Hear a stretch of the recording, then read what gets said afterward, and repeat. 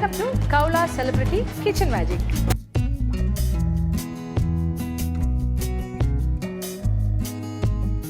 Kaula Celebrity Kitchen Magicന്റെ മറ്റൊരു റൗണ്ടിലേക്ക് സ്വാഗതം.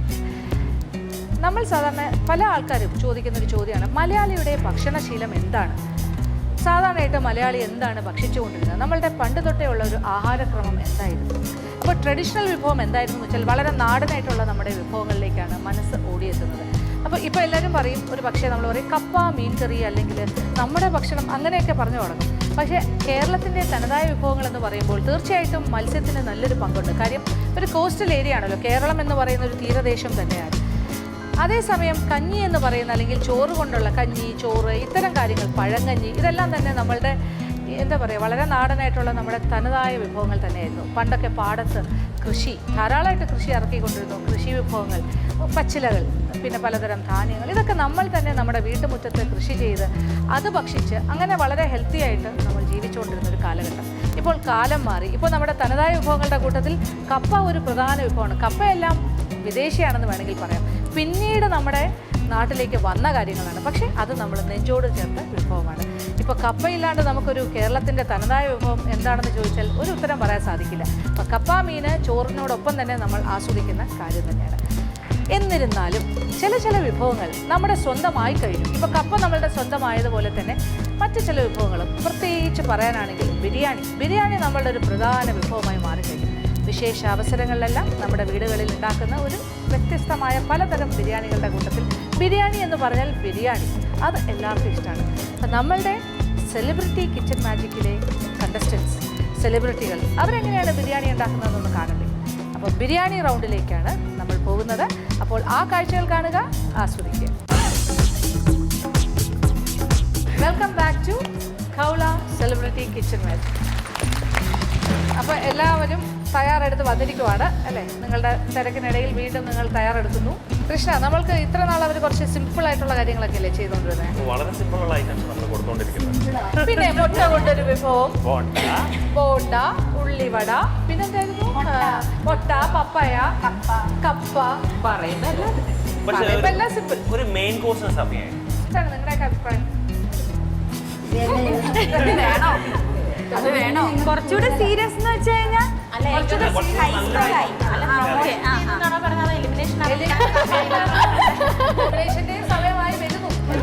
Elimination okay, കുഴപ്പമില്ല.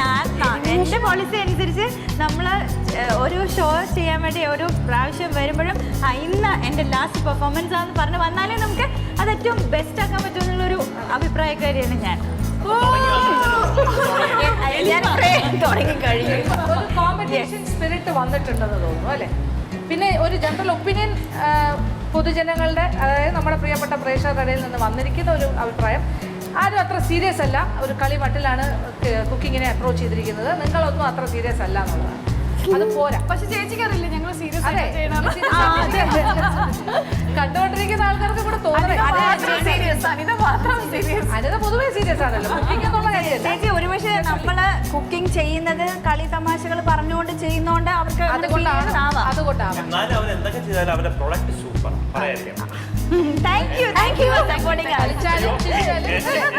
കളിച്ച് ചിരിച്ച് തമാശ പറഞ്ഞ് ചെയ്താലും നല്ല പ്രോഡക്ട്സ്.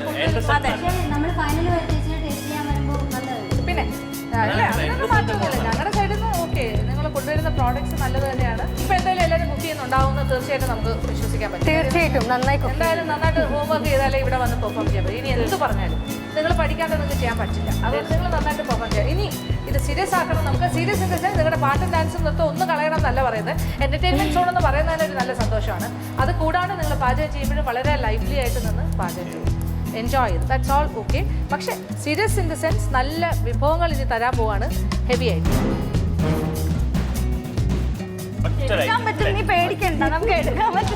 എടുക്കാൻ പറ്റുന്നതാണ്, അത്ര ഭാരമൊന്നും ഉണ്ടാവില്ല. എടുക്കാൻ പറ്റുന്നതാണ്. പറയാം, നിങ്ങൾക്ക് തരാൻ പോണ ഇപ്രാവശ്യത്തെ ഈ റൗണ്ടിലുള്ള നിങ്ങളുടെ വിഭവം ബിരിയാണി. ബിരിയാണിയാണ്. വെറൈറ്റി ഓഫ് ബിരിയാണീസ്, ഇഷ്ടമുള്ള ടൈപ്പ് ആവാം. എഗ് ബിരിയാണി, മുട്ട, ചിക്കൻ, മട്ടൺ, ഫിഷ്, ക്രാബ്, ക്രാബോ എന്റെ നിഷ എല്ലാം ടോപ്പിലാട്ടോ പിടിക്കുന്നത്. എനിത്തിങ് ഉണ്ട്. സീ ഫുഡ് എന്ത് വേണമെങ്കിലും ഉപയോഗിക്കാം. അല്ലെങ്കിൽ ഇനി വെജിറ്റേറിയൻ വേണമെന്നുണ്ടെങ്കിൽ അങ്ങനെ ആവാം. It is up to you, നിങ്ങളുടെ ചോയ്സ് ആണ്. ഏത് സ്റ്റൈൽ വേണമെങ്കിലും കോഴിക്കോട് സ്റ്റൈൽ,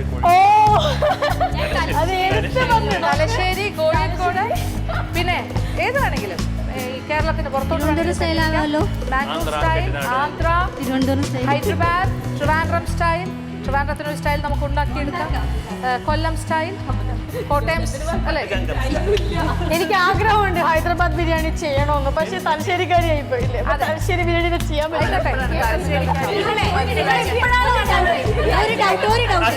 ചേച്ചി സജിത ആലപ്പുഴയിൽ നിന്ന് എന്ന് മുതലാണ് തലശ്ശേരി പോയെന്ന് ഒന്ന് ചോദിക്കാമോ? സജിത എന്ന് തൊട്ടാണ് തലശ്ശേരിക്കാരി? മൈക്കൊക്കെ ഉണ്ടല്ലോ, റെഡിയാണ്, ഒന്നും പ്രശ്നമില്ല. അഞ്ചു ചേച്ചി അല്ല ചേച്ചിക്ക് തലശ്ശേരി കഴിഞ്ഞോ? നമ്മള് എന്റെ അറിവാണ് പറയണത്, ജനിച്ചു വളരുന്നതല്ല നമ്മുടെ സ്ഥലം കൃത്യമായിട്ട് ഒരു പെൺകുട്ടിയെ സംബന്ധിച്ച് വിവാഹം കഴിച്ചു പോകുന്ന ഭർത്താവിന് ഞങ്ങളുടെ കൾച്ചറാണ് പറയുന്നത്. അത് എല്ലാവരുടെ സംസ്കാരം അങ്ങനെ, നിന്റെ സംസ്കാരം ഭർത്താവിന്റെ സ്ഥലമാണ്. അല്ല, അച്ഛനമ്മ മാറ്റരുത്, അങ്ങനെയല്ല തലശ്ശേരി പറഞ്ഞോണ്ട് എന്താ എനിക്ക് അത് എന്നൊന്ന് അനുവദിക്കും പ്ലീസ്. ഞാൻ ഭയങ്കര വിയർപ്പ്. ഓ താങ്ക് യു സോ മച്ച്. അതായത് എല്ലാവരും പറയും, ഇടയ്ക്കിടയ്ക്ക് ഞാൻ തലശ്ശേരി പറയുന്നുണ്ട്, കല്യാണം കഴിഞ്ഞു ഡീറ്റെയിൽസ് ഇങ്ങനെ പറയുന്നുണ്ട്. പക്ഷേ തലശ്ശേരി എന്ന് ഞാൻ പറയുന്നത് എന്നെ വിവാഹം കഴിച്ച് കൊണ്ടുപോയ സ്ഥലം തലശ്ശേരിയാണ്. അപ്പോൾ എൻ്റെ ഭർത്താവിൻ്റെ ലൈഫാണ് ഇനി എൻ്റെ മരണം വരാം. അപ്പോൾ എനിക്ക് അതാണ് എൻ്റെ രീതി. ഞാൻ പറഞ്ഞു അച്ഛനമ്മയെ മറക്കണ്ട, അച്ഛനമ്മയുടെ കാലം കഴിഞ്ഞു, നമുക്കിനി ഭർത്താവാണ് അച്ഛനമ്മ. അല്ലേ, ഞാൻ പറയാൻ സമ്മതിക്കുന്നില്ല. കണ്ട എന്നെ കൊണ്ട് സമ്മതിക്കുന്നില്ല. അല്ല, അതൊരു കൺഫ്യൂഷൻ ഇല്ല. അച്ഛനമ്മയുടെ കാലം കഴിഞ്ഞു, അച്ഛനമ്മയുടെ കാലം കഴിഞ്ഞു.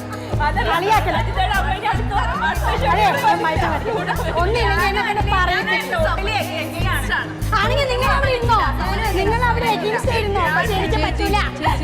ഞാൻ എന്തായാലും രക്ഷപ്പെട്ടു. ഞാൻ കല്യാണം കഴിക്കുന്നു കോട്ടയം ജില്ലയിൽ നിന്നാണ്. അല്ല, അവിടെ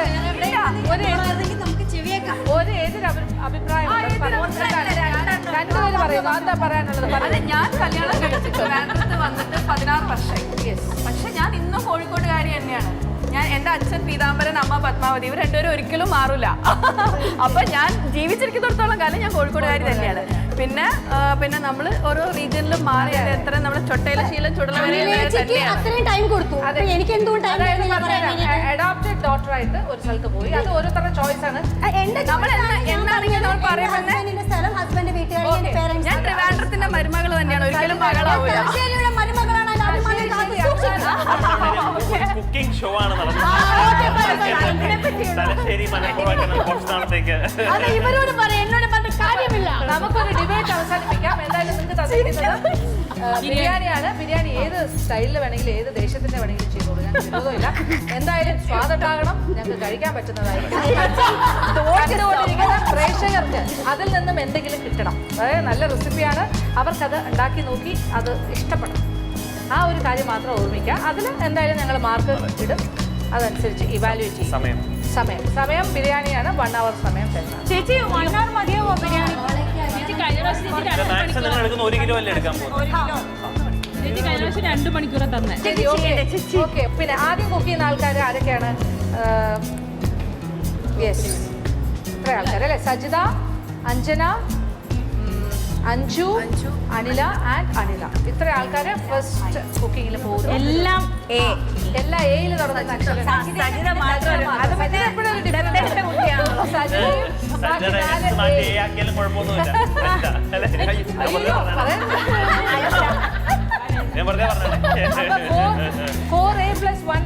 അഞ്ജന അപ്പുകുട്ടൻ, അഞ്ജു അരവിന്ദ്, അനില ശ്രീകുമാർ, അനിത നായർ ആൻഡ് സജിത ഷമാസ്. ഇത്രയും ആൾക്കാർ ഒന്നിച്ച് കുക്ക് ചെയ്യുന്നു. സമയം ഒട്ടും തന്നെ നിങ്ങൾ വേസ്റ്റ് ചെയ്യേണ്ട ആവശ്യമില്ല, ബോറടിക്കേണ്ട ആവശ്യമില്ല. ഇവർ കുക്ക് ചെയ്തോട്ടെ, നിങ്ങൾ എൻ്റർടൈൻഡ് ആയി സന്തോഷമായിട്ടിരിക്കാം. ഇതാണ് നമ്മളുടെ ഒരു ടീം. ഇന്ന് 2 ആൾക്കാർ ആബ്സെൻ്റ് ആണ്, ശാലിനിയും ചാരുതി ഈ റൗണ്ടിൽ പങ്കെടുക്കുന്നില്ല. അസുഖമാണ്, അവർക്ക് സുഖമില്ലാതിരിക്കുന്നത് കൊണ്ട് ചെറിയ സാങ്കേതിക തടസ്സം. അപ്പൊ അവരുടെ മാർക്ക് തീർച്ചയായിട്ടും കുറയും. കാര്യം ഒരു റൗണ്ടിൽ കാരണം ഞാൻ കഴിഞ്ഞ റൗണ്ടിൽ അഞ്ജുവിന് അങ്ങനെ സംഭവിച്ചിട്ടുണ്ട്. അഞ്ജു ഒരു റൗണ്ട് വന്നില്ല, അതുകൊണ്ട് ആ റൗണ്ട് ക്ലാരിഫിക്കേഷൻ ഒരു മാർക്ക് ഒരു റൗണ്ടിൽ വന്നില്ലെങ്കിൽ ആ റൗണ്ടിന്റെ മാർക്ക് നഷ്ടപ്പെടുക. എന്തൊരു സ്പിരിറ്റ് ഓഫ് കോമ്പറ്റീഷൻ അതുകൊണ്ട് അവരുടെ മാർക്ക് സ്വാഭാവികമായിട്ട് കുറയും. എന്ത് കാരണം കൊണ്ടാണെങ്കിലും റൗണ്ടിൽ പങ്കെടുത്തില്ലെങ്കിൽ ആ റൗണ്ടിന്റെ മാർക്ക് വരില്ലല്ലോ. അത് അവസാനം എലിമിനേഷന്റെ പ്രോസസ്സിലേക്ക് വരുമ്പോൾ അതെല്ലാം കൗണ്ട് ചെയ്യും. എന്തായാലും ഓൾ ദ ബെസ്റ്റ്. നിങ്ങളുടെ എന്റർടൈൻമെന്റ് സോൺ അങ്ങോട്ട് പോട്ടെ, കുക്കിംഗ് സോണിലേക്കുള്ളവരെ ഇങ്ങോട്ട്. Thank you.